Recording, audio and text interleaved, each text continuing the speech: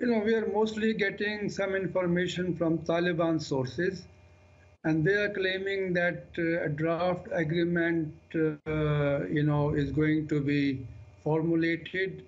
The 2 points which they highlighted, one is that the U.S. has agreed to withdraw its forces from Afghanistan, and the Taliban have agreed that Afghanistan's might not be used for attacks against America or any other country. I think these are the 2 points on which there is a broad agreement.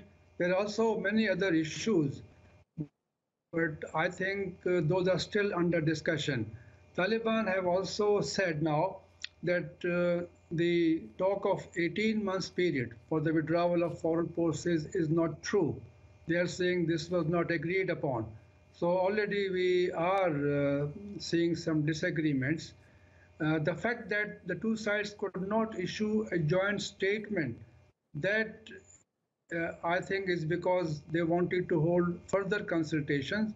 Zalmay Khalilzad has gone to Kabul to update the Afghan government. Taliban are also holding consultations, but they are going to meet again. So that raises hopes that some agreement will be finally signed.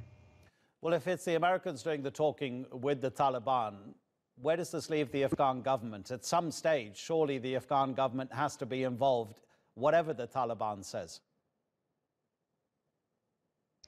I think that is inevitable. Taliban would have to talk to the Afghan government as well. But as they were always saying, they first wanted to settle the issue of the presence of foreign troops in Afghanistan. When that is, concluded, I think then the Taliban would have to negotiate with the Afghan government. And I believe this will be a bigger challenge because the Afghan government, won't give many concessions to Taliban. Okay, Rahimullah, you're speaking to us from Pakistan. If there is ever going to be a lasting peace in Afghanistan concerning the Taliban specifically, forget any other terror group, the Taliban and the Afghan government, many people say that Pakistan will have to stop its meddling in Afghanistan. What is Pakistan's role here? What does Pakistan have to do to make sure that Afghanistan gets its chance for peace? I think there are many unresolved issues still. They have to be resolved. There are proposals for forming an interim government. There are proposals also that the Afghan constitution will be discussed and may be amended. There is also a talk that all the regional countries, will cooperate, not interfere in Afghanistan. Pakistan has played the role of a facilitator. Pakistan says it organized the talks between the US and Taliban.